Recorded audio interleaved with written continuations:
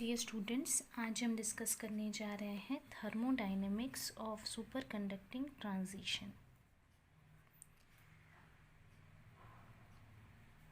जो super conducting transition होता है उसके लिए क्या थर्मोडायनेमिक्स यूज़ किया जाता है, जैसे कि थर्मोडायनेमिक फैक्टर्स जो होते हैं, फ्री एनर्जी, इसकी वैल्यू कैसे निकालेंगे और सुपर कंडक्टर्स के केस में क्या डिफरेंस आता है, ये सारी चीज़ें हम लोग आज डिस्कस करेंगे।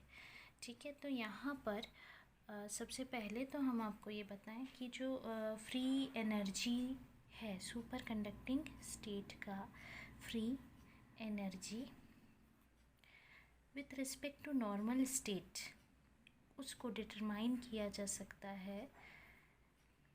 नॉर्मल स्टेट के रेस्पेक्ट में अगर हम देखना चाहते हैं फ्री एनर्जी को, तो उसको डिटरमाइन करने के दो तरीके होते हैं।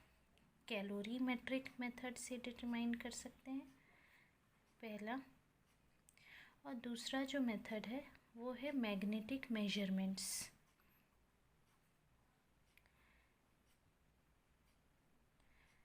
ठीक है, अब यहाँ पे जो कैलोरीमेट्रिक मेथड है उसमें क्या किया जाता है कि हीट कैपेसिटी को मेजर किया जाता है as a function of temperature. ठीक है, टेम्परेचर के साथ हीट कैपेसिटी का वेरिएशन देखा जाता है और उसको मेजर किया जाता है सुपर कंडक्टर के लिए और नॉर्मल कंडक्टर के लिए। ठीक है, अब इसके बाद क्या करते हैं कि जो डिफरेंस आएगा हीट कैपेसिटी का, उससे फ्री एनर्जी डिफरेंस निकाली जाती है, और ये जो फ्री एनर्जी डिफरेंस होती है ये कहलाती है stabilisation free energy of super conducting state. दूसरा जो होता है मैग्नेटिक मेजरमेंट, इसमें इस मेथड में जो स्टेबलाइजेशन फ्री एनर्जी है, स्टेबलाइजेशन फ्री एनर्जी हमने किसे कहा, डिफरेंस जो होता है फ्री एनर्जी का वो कहलाता है स्टेबलाइजेशन फ्री एनर्जी। तो दूसरे मेथड में जो स्टेबलाइजेशन फ्री एनर्जी है उसे निकाला जाएगा अप्लाइड मैग्नेटिक फील्ड लगा करके, जिससे कि सुपर कंडक्टिंग स्टेट जो है वो कांस्टेंट टेम्परेचर में पूरी तरह से ख़त्म हो जाएगा, डिस्ट्रॉय हो जाएगा।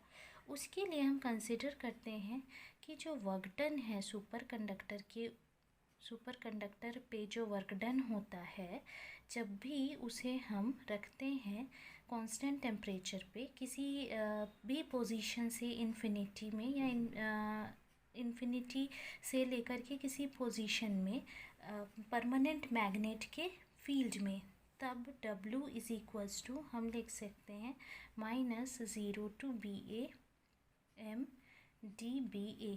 ये हो गया आपका इक्वेशन नंबर 1। अब हमको ये पता है कि थर्मोडायनेमिक्स से from thermodynamics F is equals to, ये रिलेशन हम सब जानते हैं, U माइनस TS। ठीक है, तो DF is equals to DU minus TDS minus SDT, ये वैल्यू मिल जाएगी आपको। तो चेंज इन इंटरनल एनर्जी, यानी कि DU जो है internal energy, DU is equals to होता है TDS minus PdV, first law of thermodynamics से। देयरफॉर आप DF को क्या लिख सकते हैं, is equals to TDS minus PdV minus TDS minus SDT। जब ये वैल्यू उठा करके आप इस इक्वेशन में सब्स्टिट्यूट करेंगे तो आपको ये मिलेगा, तो TDS यहाँ से कैंसिल हो जाएगा, तो आपको मिलेगा DF is equals to minus PdV। ठीक है, कहाँ पे, कांस्टेंट टेम्परेचर में, मतलब SDT की वैल्यू वहाँ पे 0 हो जाएगी, तो एट कांस्टेंट टेम्परेचर आपको ये वैल्यू मिल जाएगी। ठीक है, लॉन्ग सुपर कंडक्टर के लिए, for long super conductor BA plus 4πm is equals to 0 होता है, तो m इज़ इक्वल्स टू यहाँ पे हमको -BA अपॉन 4π ये वैल्यू मिल जाएगी।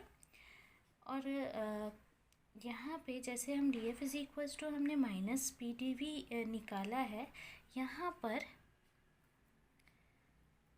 इसी का दूसरा जो फॉर्म होता है corresponding to d F is equals to minus P D v, इसका दूसरा फॉर्म होता है, और हम इसे लिखें d F is equals to minus m d b a, इसे देते हैं इक्वेशन नंबर 2। तो जो डी एफ है आपका is equals to 1/4 pi b a into d b a, क्योंकि m minus b a upon 4 pi है, इसीलिए यहाँ पे हमने डी एफ को इस तरीके से लिखा।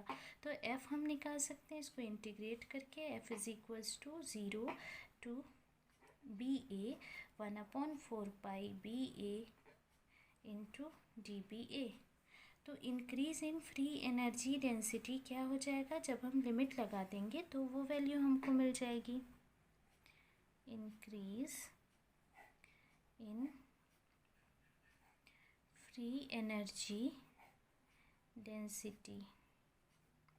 तो यहाँ पे लिमिट लगाएं, F S B A minus F S zero is equals to B A square upon 8 pi हो जाएगा। This is equation number 3। यहाँ पे अगर हम कंसीडर करते हैं नॉर्मल नॉन मैग्नेटिक मेटल को, तो फिर जो m की वैल्यू है वो हो जाती है नॉर्मल नॉन मैग्नेटिक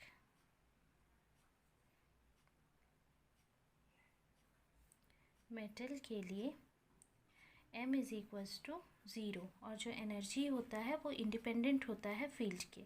तो क्रिटिकल फील्ड में, at critical field F N B A C is equals to F N zero, equation number हो गया ये 4।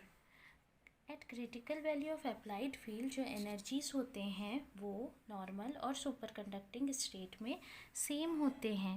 अप्लाइड फील्ड के क्रिटिकल वैल्यू में F N B A C is equals to F S B A C, normal और super conducting का same, तो this is equals to F S zero plus B A square upon 8 pi के बराबर हो जाएगा। ठीक है, अब यहाँ पर जो स्पेसिमेन है वो स्टेबल होगा किसी भी स्टेट में जब अप्लाइड फील्ड और क्रिटिकल फील्ड ये दोनों बराबर होंगे। Applied field is equals to critical field, तब आपका स्पेसिमेन जो है वो क्या हो जाएगा, आपका स्टेबल।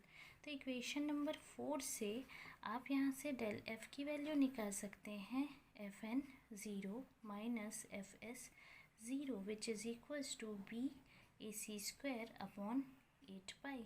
और डेल एफ जो है यही तो हम निकालना चाह रहे थे ना, स्टेबलाइजेशन फ्री एनर्जी डेंसिटी जिसे हम कहते हैं, इसी का नाम होता है stabilisation free energy density of super conducting state.